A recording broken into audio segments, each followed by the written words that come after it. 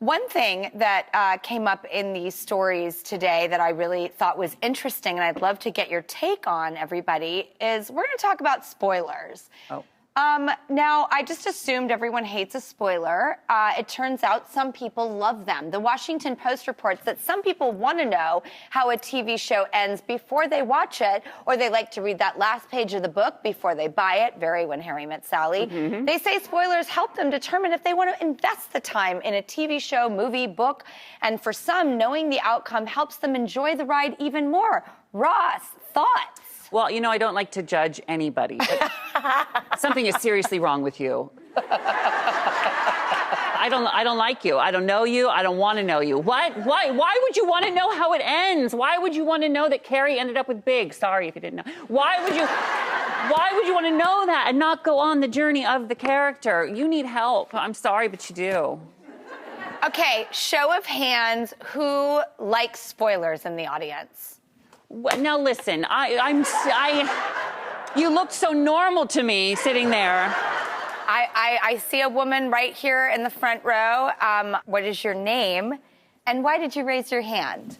My name is Karina, and when I go to the bookstore and pick up a book, I always go to the ending. If I don't like the ending, I don't buy the book. Now listen, you seem normal to me, right? You do. But don't you want to go on the journey, dear? Don't you want to, find out and see what happens? Yeah, but the spoiler, the ending of the book tells me whether or not the journey is going to be worth reading the rest of the book. I feel and then like TV series, like if I find out a series is being canceled that I'm watching, I'm just like, I just drop it.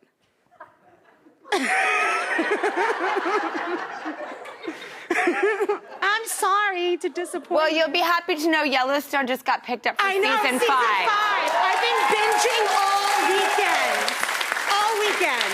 Thank you for participating. Thank you. I still don't get you, but thank you. I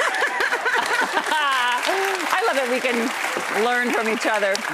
All right, next up, do you want to know what the end of the story is before I get to it? All right. Next up, now I kind of want to try it. Okay, scroll to the last line. I'll give you the last line. Yeah, do it. Do it. Dan, will you go to the end? Here are the last line. Instead, why not give the bride a hand? All right,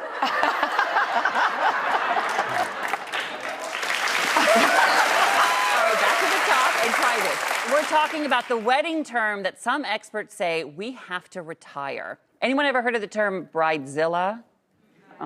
Well, Insider reports that term was coined way back in the 90s, and it's been thrown about so much, but it is actually unfair because they say planning a wedding really is stressful and is emotional, and we don't need to demonize women who are just trying to pull together a big day under a ton of pressure. Instead, they say, why not give that bride a hand? Why not give the bride a hand? I'll tell you, I'm in the middle of planning a wedding right now, and I am not groomzilla, okay? I was maybe in a moment or two in the, not even the neighborhood of groomzilla, but the area code, okay? Like a moment of stress.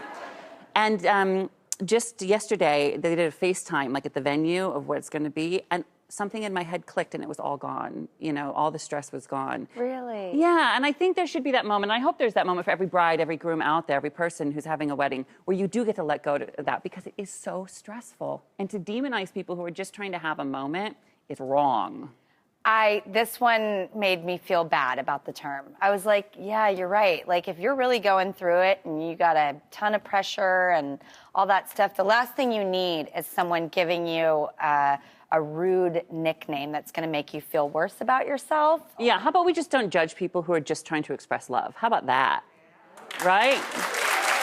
We could do that. I like how everybody likes to do it, and they should be supported and not be called some ratty little name for it. We'll be right back. Yeah, do it your way.